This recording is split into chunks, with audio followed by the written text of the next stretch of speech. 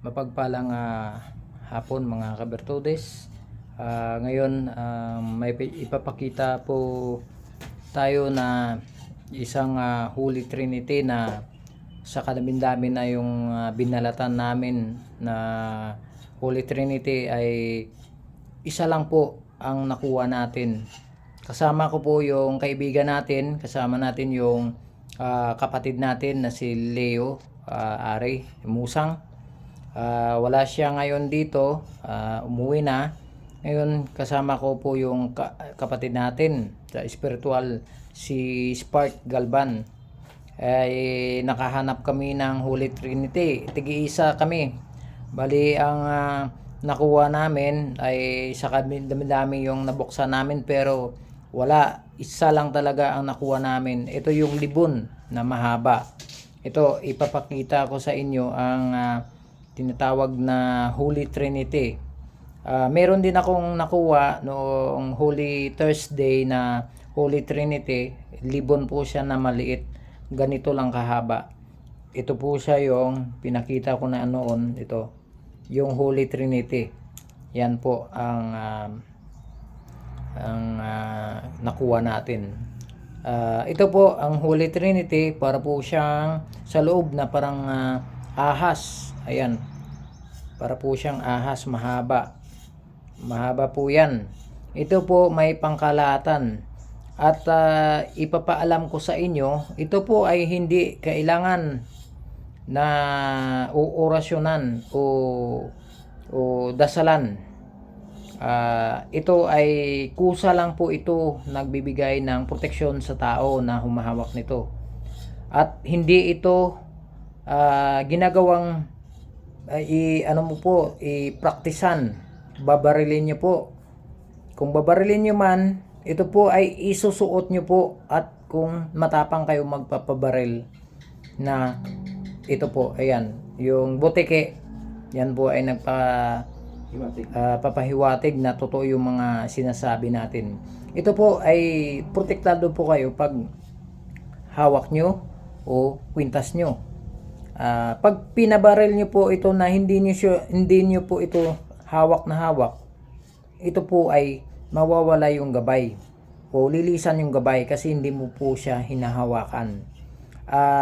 Paalala lang po sa mga gumagamit ng Holy Trinity, hindi po ito laruan na kusa mo lang yan ilagay dyan, isabit, tapos babarilin nyo po. Ayan po, paalala lang po sa mga humahawak.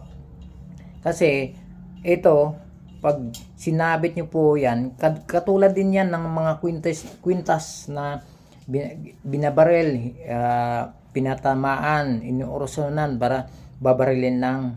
Pero yan po ay lilisan talaga ang gabay. Kahit kinakargahan mo pa yung orasyon na yan, may gabay kasi yung mga medalyon.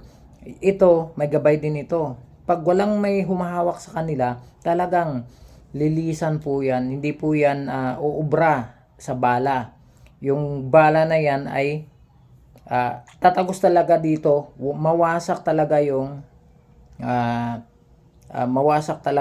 yung Holy Trinity kung walang maghahawak sa kanila.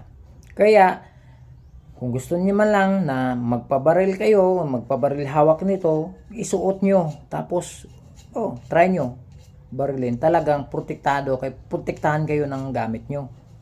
Pero kung takot naman kayo mamatay, takot naman kayo magpabaril, hindi wag nyo subukan. Pero ito talaga for emergency, protektado po kayo. Protektahan talaga kayo ng Pero ito, kailangan wag nating ipagmamayabang. Ito sa akin, Holy Trinity, di po yan matatabla ng bala. Nagkakamali po kayo. Ito tatablahan ng bala pag walang humahawak sa kanila. Gaya ng mga humahawak nito, tapos pinabaril, ay sapul, sabog, wasak. Talagang mawasak yan dahil pinabayaan nyo na andun nakasabit lang, tapos praktisan nyo, sabog talaga yan, maano talaga yan.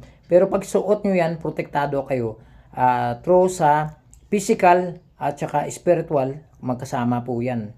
Protektahan ka talaga dahil may dasal ka na, yung katawan mo may dasal na rin. at ito'y protektado ka. Hindi po kayo tatablahan o di kayo iiwas o di kayo hindi po yan makalabit yung gatilyo ng yung baril ninyo. Ito talaga tested po yan. Pero kailangan wag ipagmamayabang at wag gawing practice o gawing banangkap na isasabit lang, hayaan lang, babaril lang. Hindi talaga yan. O kung gusto nyo magpabaril, tanggalan nyo yung bala, try nyo po itutok. Di yan magkakalabit pag itutok nyo po. Itutok nyo. Tapos kung gusto niyo talaga na malaman kung gaano katindi yung Holy Trinity, ikwintas nyo o ibusa nyo, magpabaril kayo. Ayan po yung advice ko lang sa mga gumagamit ng Holy Trinity at saka pinapraktisan yung gamit, di kayo nagtitiwala sa gamit nyo. Kung di kayo nagtitiwala sa gamit nyo, tapon nyo na yan. Huwag nyo lang praktisan. Sayang naman yung gamit nyo na pinapraktisan nyo tapos sabog. Tapos kung minsan papraktisan nyo, masabog, yung spend ng time nyo, nung oras nyo paggawa niyan o sa buti, paggawa ng buti, mabasag lang. Okay lang kung hindi siya mabasag, okay lang yan. Pero mabasag yan para walang karga. Mabasag, useless yung paggagawa mo. Lagyan mo pa ng langis, kargahan mo ng orasyon o ano. Depende po sa paggamit.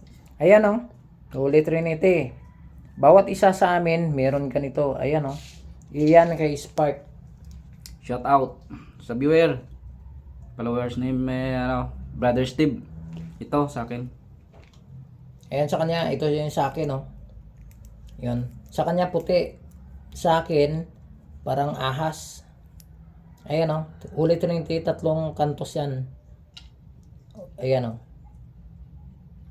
Ayan. Ayan po. Ayan. Yan, parang, yan, nyug po yan. Ayan, nyug. Yan ang nyug. Mahaba at libon. Yan ang tinatawag na Holy Trinity. Holy Trinity. Ayan, mga kabertodes.